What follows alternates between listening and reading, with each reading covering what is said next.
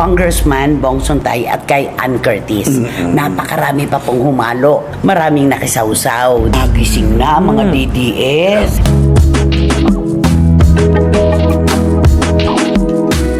Ito matindi to, yung si Tio Moreno na isang DDS shed. Ang kanyang tanong, nasaan kayo nung yung kasamahan mo sa programa ay nagbabody shame at nagkukwento-kwento ng mga jokes? Ba't kinakampihan nyo ang bastos?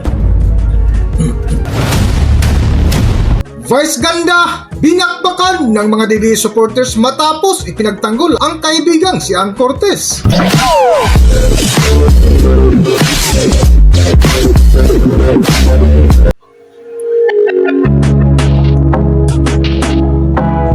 Welcome back to Philippine Celebrity Broadcast. Matapos nga nag-viral kamakailan si Quezon City 4th District Congressman Bong Sontay dahil sa kanyang pahayag tungkol kay Ann Cortez sa isang pagpupulong ng House Committee on Justice, ay hindi pa rin ito tinatantanan ng mga nagmamalinis na mga bashers laban sa kongresista, na kung saan binabalanse at tinatalakay sa vlog ni na Christopher Min ang hindi pa natutulog na ginawang pambansang isyo ang binitiwang salita ni Congressman Bong Sontay. Yun, dito na tayo. Ito, medyo seryoso tayo dito. At dito tayo magbabalanse ng issue na pinagpipistahan ngayon. Hindi pa rin po kasi natutulog yung issue tungkol kay Congressman Bong Sontay at kay Ann Curtis. Napakarami pa pong humalo. Sabi nga sa salitang kanto, maraming nakisawsaw, di ba? Pero kailangan po kasi nating balansehin naman. Hindi pwedeng yung puro side lang ni Ann ang ating naririnig, di ba? Nagising na mga DDS. Oo. Kasi parang, bakit ganun? Makapagpuna kayo, di ba? Yun makapagpuna kayo na mali ito. Bakit yung ginagawa ng kasamahan niya? Ayun na. Ito po ay pagbabalanse sa issue kasi sabi nga natin, di ba? Kailangan marinig din natin yung kabilang kampo. Katulad na lang itong si, ito matindi to, yung si Tio Moreno na isang DDS siya, di ba? Ang ibig niyang sabihin doon, selective outrage is not justice. Ang kanyang tanong, nasaan kayo nung yung kasamahan mo sa programa ay nagbabody shame at nagkukwento-kwento ng mga jokes? Yun ang binalikan. Buwelta ng tawag yun, di ba? Doon umesbak sila doon sa Yan, where was your outrage when Vice Ganda made jokes and body shame people on national television? Yun ang kanya. Oo nga naman, selektibo. Nagiging selektibo, di ba? Kaya ang sabi niya, selective outrage is not justice. Dapat pantay-pantay, hindi selektibo lang. Yung ano lang gusto natin pansinin, yung iba ipalalampasin. May point din naman. Pero may punto. Ngayon, dumadami ang karakter ngayon ng mga pinag-uusapan. Dati, si Ann Curtis, tapos napunta sa buong kababaihan. Ngayon, ito na yung mga kagrupo ngayon ni Ann Curtis ang binibeltahan. Usapin na ng politika ito. Ayan na. Alam naman natin, identified sa DDS itong si Tio Moreno, di ba? Si Sash. Di ba? Isang ngayon, grabe din pag umupak yun. Matindi rin, di ba? Matapos nga sinakyan at kinuntra ng mga nagmamalinis na mga politiko at ilang celebrity ang pahayag ni Congressman Bong Sontay, ay hindi rin ito pinalampas ng abogadong si Atty. Ferdinand Topacio na pinangalanan pa ang ilang celebrities na tudo pagbubuyang-yang ng kanilang sarili na ipinagyabang ang kanilang kasiksihan. Si Atty. Topacio. Oo nga. Ano ang sabi niya? Ay, siyempre siguro bilang attorney siguro, talagang magkaroon din siya ng sarili niyang opinion tungkol doon sa... hindi rin masama kasi opinion niyo yun. Lahat naman nagbibigay ng opinion, di ba? Ang sabi niya, bakit ka nagpo-post ng bikini photos mo? Di ba? Para pagnasahan. Dito naman, sumobra yata yung talas ng dila dito ni Atty. Ferdy Topacio. Pero may punto siya na, bakit ganun? Kayong mga artista, kayong mga personalidad, binanggit pa si Ivana Alawi. Si Ivana, diba? Ba't kayo nagpapapicture ng mga sexy? Diba? Para kayo mapansin? Para kayo... Makakuha ng views. Yun ang ibig niya sabihin doon ganun nga naman talaga. Kaya lang yung ginamit niya para kayo pagnasahan. Ano sagot naman ni Jasmine Curtis kay Atty. Topacio? Diyos ko, ito syempre kapatid. Ano sabi? Dugyot. Ay, in fairness, hindi ko naman nakita si Atty. Ferdinand. Ay, oo naman. Ay, nakasama naman natin. Napakalinis naman manamit. At saka Very neat siya. Dignified looking. Di ba? Pero siguro sa sobrang galit din ni Jasmine. Yun ang ibig niya sabihin. Kasi para sa kanila, ba't kinakampihan niyo ang bastos? Parang ganon. Makikita mo na ngayon yung hati ng politika. Politika na ito. Politika. Kung ikaw DDS, ganun din ang pananaw pananaw mo, Ay, di diba? siyempre naman, oo. Bakit lang yun lang kasi ang pinupuna yung sinasabi ni Congressman Bong Sontay eh. Bakit yung sa show nyo, hindi yung pinupuna yung mga pinagagawa ng mga kasamahan nyo? Bagamat humingi ng paumanhin si Topacio sa ina, ginigit nitong kasalanan ng kababaihan kung bakit sila nakakaranas ng pambabaskos. Narito ang kanyang pahayag.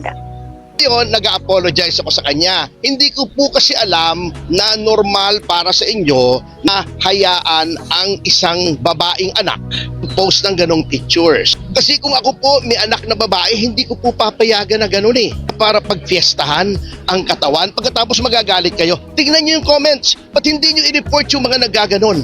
Sinasabi ko lang, kung pinagnanasahan kayo ay kasalanan nyo kasi you are provoking. Rika at Peter kinwestiyon rin ni Topacio ang rason ng tulad nilang celebrity sa pagpo-post ng mga litrato. Hindi anya kailangang mag-post ng litratong kababaihan para maramdaman ang confidence sa sarili. Narito pa ang bahagi ng kanyang pahayag. Let's cut the hypocrisy. Ano ba talagang purpose ng pagpo-post ng sexy pictures?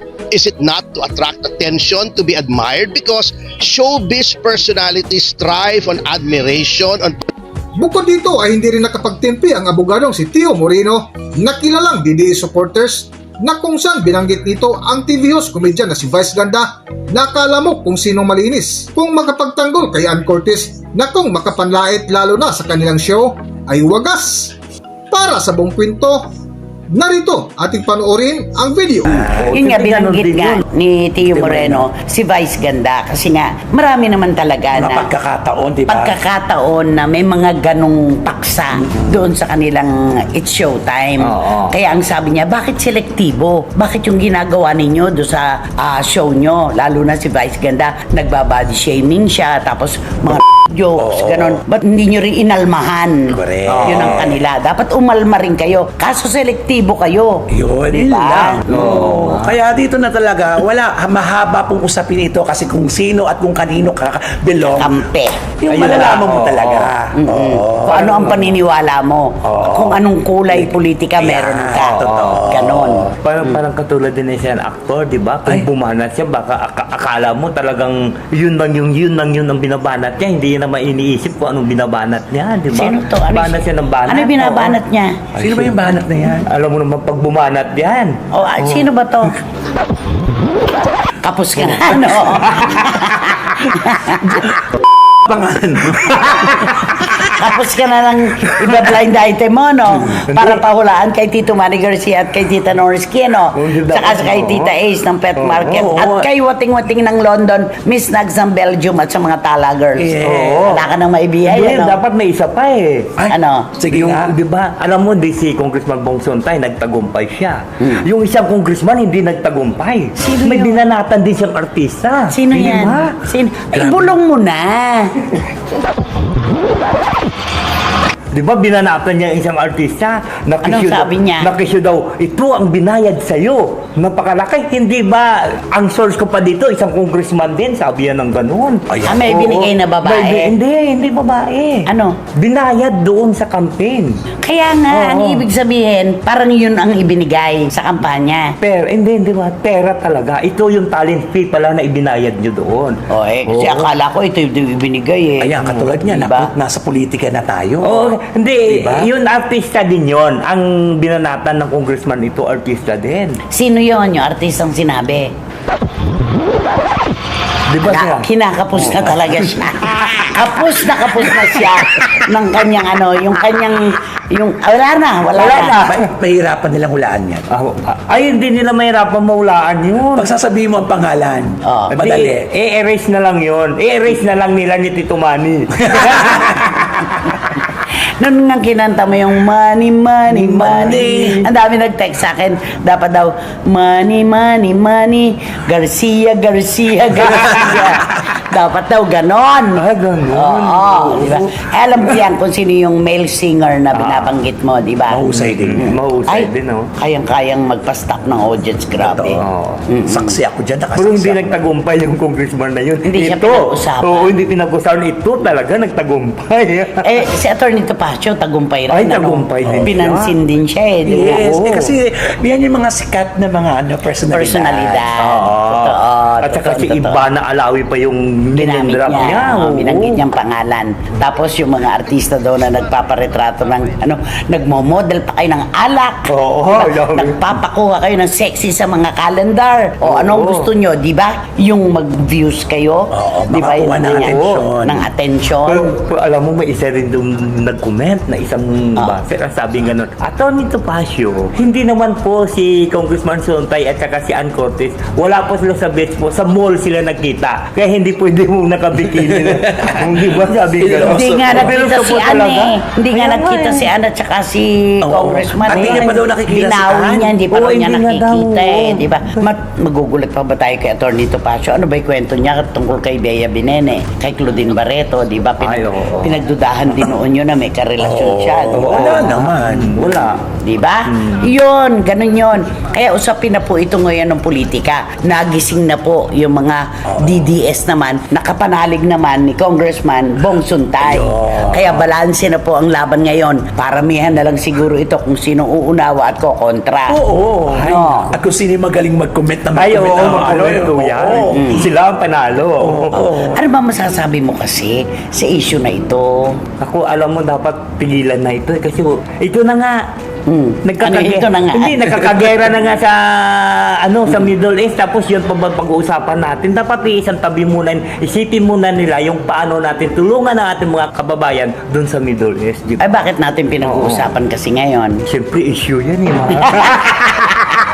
Hanggang dito na lang muna ang ating video at kung nagustuhan nyo, huwag kalimutan mag-subscribe at pindutin nyo na rin ang notification bell para ma-notify ko sa ating susunod na video. Maraming salamat!